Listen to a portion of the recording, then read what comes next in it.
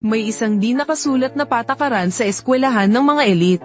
Kung sino man ang makakakuha ng purple na brooch mula sa 7 campus heartthrobs, ay angat ang estado sa buhay. At sa isang iglap, magiging isang it girl. Pero, nang sabay-sabay na ibigay ng mga male lead ang kanilang brooch sa bida, ang matigas ang ulo at mayabang na dalaga, ay basta na lang itinapon ang mga ito sa harap ng buong eskwelahan. Mula noon, siya na ang naging target ng pambubuli ng lahat. Kakalipat lang ni Kyo Ying sa mundong ito, at naabutan niya ang eksenang binubuli ang bida. Ayaw niyang masangkot sa gulo. Hindi ito ang oras para magpakabayani, dahil may kasunduan na sila ng system. Kailangan niya lang maging isang extra sa librong ito. Pagkatapos ng kwento, makakatanggap siya ng reward na 200 milyon. Pero ang hindi niya alam, ay ang bida sa likuran niya, na masamang nakatitig sa likod niya habang paalis, na para bang sa kanya ibinubunton ng galit. Habang kinukot siya ng maraming tao. Sa kauna-unahang pagkakataon, nagpakita siya ng kahinaan at naging masunurin. Walang sino mang mambubuli ng walang katapusan sa isang scholar. Lalo na sa isang ordinaryong taong tulad niya na hindi pa nagigising ang beast soul. Kapag nagsawa na sila, magiging tulad na lang din siya ng ibang mga scholar na hindi pinapansin. Ordinaryo lang, na walang sino mang makakapansin. Iyan ang aral na natutunan niya mula sa kanyang nakaraang buhay na puno ng paghihirap. Paano niya hindi maiintindihan yon? Kahit hindi niya maintindihan kung bakit siya nabuhay muli, hinding-hindi niya hahayaang maulit ang trahedya ng nakaraan niyang buhay. Ang pinaka-importante sa ngayon, ay magtulak ng ibang tao para pumalit sa pwesto niya. Pagbalik sa dormitoryo, diretsyong lumapit si Baizu kay Kyo Ying na nagbabasa ng libro. Kyo Ying, ikaw nga, no? Malamig na tumango si Kyo Ying. Hindi ako makapasok sa laboratorio ko. Wala rin akong kumot. Pwedeng makitulog sa'yo kahit isang gabi lang. Napakunot noo si Kyo Ying. Wala to sa kwento, may di tama rito. Nandoon lang ang kama mo. Hindi ako sanay na may katabi. Makakaistorbo ka lang sa pag-aaral ko. Hindi inakala ni Baizu na tatanggihan siya. Sandali siyang hindi nakapagsalita. Kung wala ka ng kailangan, magbabasa na ulit ako. Seryoso at malamig ang ekspresyon niya. Kaya ang malambot niyang pisngi ay nagbigay ng kakaibang cute na dating. Natulala si Baizu. Ito ang unang beses na sineryoso niya ang kanyang roommate. Akala ko pa naman maiintindihan mo ang sitwasyon ko. Gusto mo ba akong idamay? Dahil nabisto, naging apurado ang tono ni Baizu. Siyempre hindi. Hinding-hindi ko yan inisip. Gusto ko lang talagang makipagkaibigan sa'yo. Huwag kang mag-alala. Hindi ko sasabihin kahit kanino. Ayoko ring masaktan ka. Kaya bukas, alas 6. Hindi, alas 5. Dahan-dahan akong aalis ng alas 5. Lamambat ang puso ni Kyo Ying. Pero ayaw niya talagang masangkot sa gulo. Dito sa eskwelahang to, kapag natatakan siyang kaibigan ni Baizu, siguradong magiging mahirap ang buhay niya. Dorm mo rin naman to. Wala akong karapatang paalisin ka. Saka, may mga bagong kumot at bedsheet doon. Pinapalitan yan ng staff ng school isang beses sa isang linggo. Bago siya muling nabuhay, palagi lang siyang nasa laboratorio. O kaya ay palaipat-lipat sa mga bilya ng mga taong yun. Paano niya malalaman ang mga ganitong bagay? Kung hindi lang niya kailangan ng taong maglilihis ng atensyon mula sa campus post. Hindi sana siya umuwi sa dorm ngayon. Hindi na pinansin ni Kyo Ying ang pakikipag-usap ni Baizu.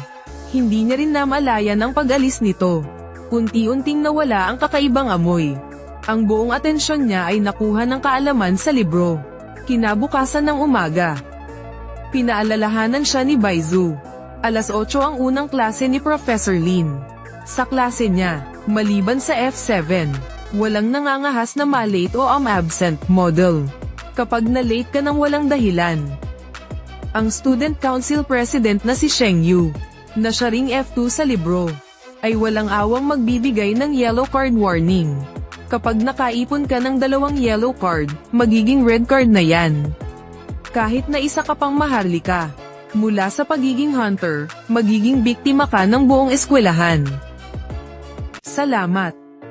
Tumigil sa pagkatulala si Qiuying. Nagmamadali siyang bumaba sa kama para magayos. Nag-aalangang tumingin si Baizu kay Qiuying. Kung may sisisihin man, yun ay dahil sa maganda niyang mukha. Mamaya, basta't sumama lang siya sa kanya papunta sa classroom. Magkakaroon na ng paraan para mapako ang tingin ng taong yun kay Qiuying. Klase ni Professor Lin. Maaaring hindi dumating ang mga yun. Pero si Sheng Yu, hindi kailanman uma-absent. Alas 7:30 pa lang.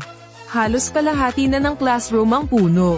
Naaalala ni Qiuying na mahilig magtawag si Professor Lin para magpasagot ng tanong. Lalo na yung mga nakaupo sa mga tagong pwesto. Para maiwasang matawag, sinadya niyang humanap ng pwesto na medyo nasa gitna.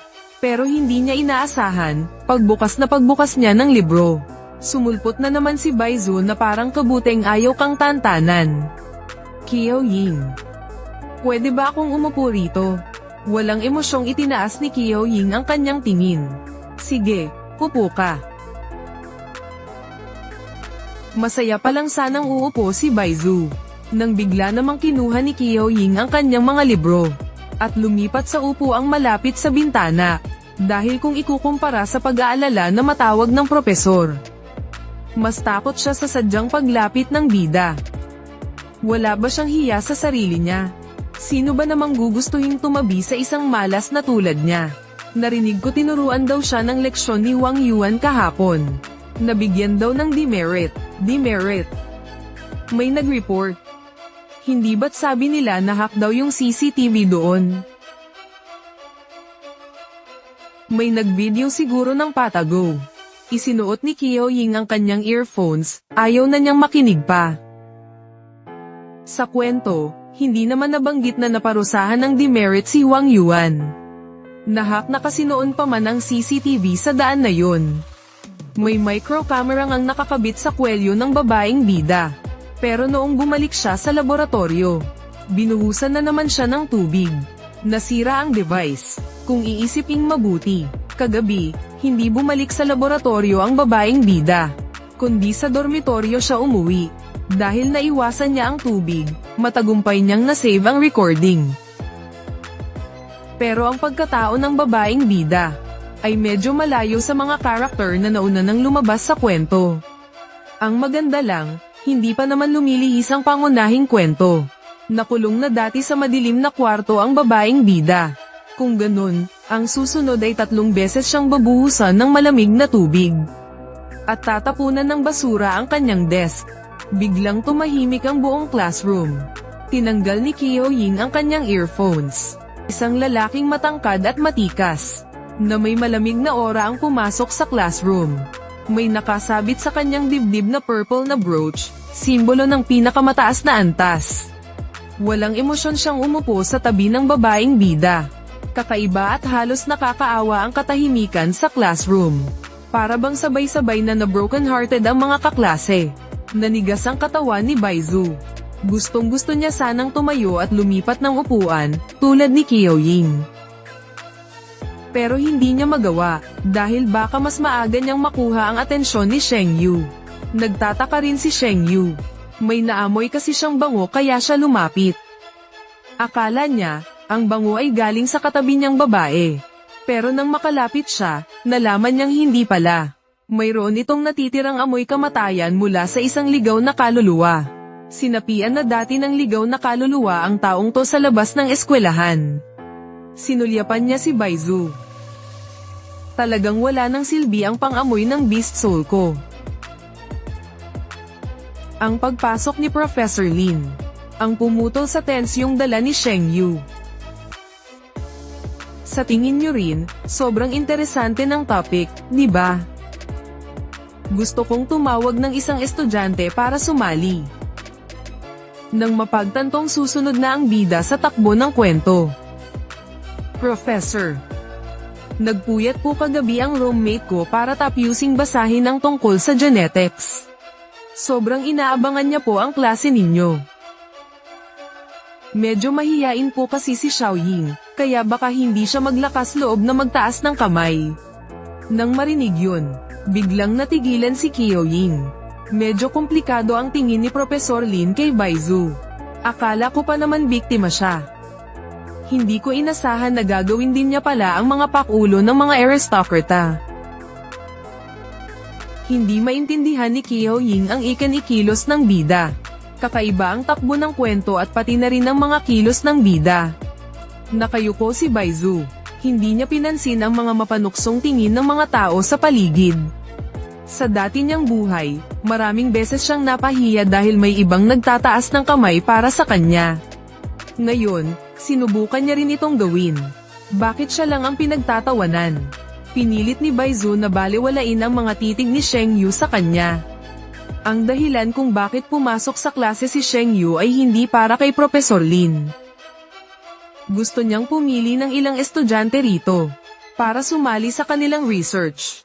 Sa dati nilang buhay, hindi gaanong tumatak sa isip ni Baizu si Qiaoying. Pero chinek niya ang grades nito kahapon. Napakagagaling ng mga grado ni Qiaoying. Sa sobrang galing, nagtaka pa nga siya kung bakit hindi siya pinansin ni Sheng Yu sa dati nilang buhay. Pero ngayong tiyak na magkikita sila sa buhay na ito, bakit hindi na lang si Qiaoying? Isang taong maganda, matataas ang grado, at isang bookworm na sobrang interesado sa genetics. Baka pwede siyang maging pamalit sa akin. Nang makitang wala pa ring estudyanteng kusang loob na nagtataas ng kamay. May pagkainis na nag-alok ng pain si Professor Lin. Mayroon ako ritong isang bote ng gamot na bagong gawa ng Research Institute. Kaya nitong pawiin ang sakit sa loob ng 2 buwan. At ibabalik nito ang katawan sa pinakamainam na kondisyon. Espesyal ang mga sangkap nito. Kaya halos imposible nang makagawa pa ng pangalawa. Kung sino man ang makapagbigay ng sagot na ikasisi ako, sa kanya ko ibibigay ito. Biglang nagningning ang mga mata ni Qiaoying. May pag-asa nang gumaling ang sakit niya sa puso. Sunod-sunod na tumayo ang maraming estudyante. Tumingin si Qiaoying nang may pananabik at mas itinaas pa ang kanyang kamay. Siguradong masyadong mababa ang pagkakataas ko. Marahil ay dahil sa napakaayos na paraan ng pagtaas ng kamay ni Qiaoying. Naging napakalumanay ng tono ni Professor Lin. Kung ganoon, tumayo ang ating mahiyating kaklase na si Qiaoying. At sagutin ang tanong na ito. Hindi ako duwag. Ang pagiging socially awkward ay hindi nangangahulugang duwag ka, sir. Bago po ako sumagot sa tanong, gusto ko lang pong linawin. Hindi po kami gaanong malapit ni Baizu. Madalang po siyang umuwi sa dorm. Totoo pong buong gabi akong nagbasa tungkol sa genetics kagabi. Interesado po talaga ako sa klase ni Professor Lin. Ang paggising ng isang beast soul ay nakabase sa lahi at genes ng isang tao. Kaya tungkol naman po sa beast soul evolution na binanggit ni Professor Lin. Sa tingin ko, baka pwede ring magsimula sa genes. Mas kinakabahan pa si Baizu kaysa kay Qiaoying. Dahil napansin niyang hindi man lang nag-angat ng tingin si Sheng Yu. Hindi man lang siya nagka-interes sa mga sinabi ni Qiaoying. Anong silbi ng matataas na grado? Ang cute-cute. Walang balak si Qiaoying na gayahin ang sagot ng bida sa libro. Ayaw niya ring gumawa ng kung ano-ano para umagaw ng eksena. Sa takbo ng mga pangyayari. Kung hindi pa rin niya mahulaan ang intensyon ng bida, siguro pwede na niyang itapon ang utak niya. Hindi ba't gusto niya lang naman na ako ang magpasikat? Ayaw ni Qiaoying na pagbigyan siya. Pero kailangan niyang makuha ang gamot ni Professor Lin. Kapag natapos na ang kwento, saka lang siya sisanduan ng system. Pero ang bida, namatay sa katandaan. May mahigit 50 taon pa. Si Qiaoying ay may sakit sa puso, rayuma sa binti, at problema sa tiyan. Pati ang pamumuo ng dugo niya ay may problema. Ayaw niyang mabuhay ng ganito kahirap sa mga susunod na dekada. Matagal na siyang desididong pumasok sa Research Institute. Bakit ka tumigil sa pagsasalita? Ituloy mo. Ang paggising ng mga beast soul ay nangyayari kasabay ng paglitaw ng mga primordial beast. Sa esensya, isa itong penomeno ng ecological balance sa kalikasan. Ang kahinaan nila ang umaakit sa mga soul phantom. Kailangan silang protektahan, para bago pa man sila lumaki at lumakas. Hindi sila malamon ng buo ng mga soul phantom. At ang mga soul phantom ay takot sa mga primordial beast. Ang F7, na nagtataglay ng malalakas na beast soul. Ang may hawak ng kapangyarihan sa paaralan. Nasa likod nila ang 7 dakilang pamilya, kung titingnan sa mas malalim na level. Ang Noble Beast School ay parang isang laro ng palitan ng kapangyarihan. Kung babalikan ang pinagmulan nito model, napakaraming uri ng mga primal beast.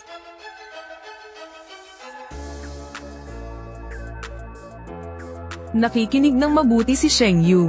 Ang mga awakened ang nagkokontrol sa mga soul beast, para lamunin ang mga genetic fragment ng kapwa nila primal beast, at sa gayon ay mapunan ng kakulangan sa sarili nilang genome, na dumadaan sa horizontal fusion. Matira ang matibay. Sinasala nila ito para makuha ang gene sequence ng primal beast na parehong matatag at mabisa, para makumpleto ang vertical purification. Tumingala si Sheng Yu, ang manipis niyang labi ay mahigpit na nakatikom. Ang malalalim niyang asul na mata ay nakatitig kay Qiaoying. Tinatansya ang kanyang halaga, bahagyang kumunat ang noo ni Professor Lin. Hindi niya masabing mali ang sinabi ni Qiaoying. Tutal, wala namang nangangahas na mag-eksperimento ng ganito ulit. May buti rin talagang dulot ang pagiging ordinaryong tao. Nabubuhay sa loob ng isang ligtas na bula. Hindi kailangang direktang harapin ang panganib ng mga primal beast. Napabuntong hininga na lang siya. Hindi ganoon kadaling hulihin ang mga primal beast. Ang mga patay na primal beast ay naglalabas ng virus. Hindi naman sa walang nahuhuling buhay na primal beast. Kaya lang, wala silang napag-aralan na anumang kapaki-pakinabang. Isang buong planeta ang nasira para lang mapag-aralan ng isang primal beast. 50 beast soul awakened ang namatay.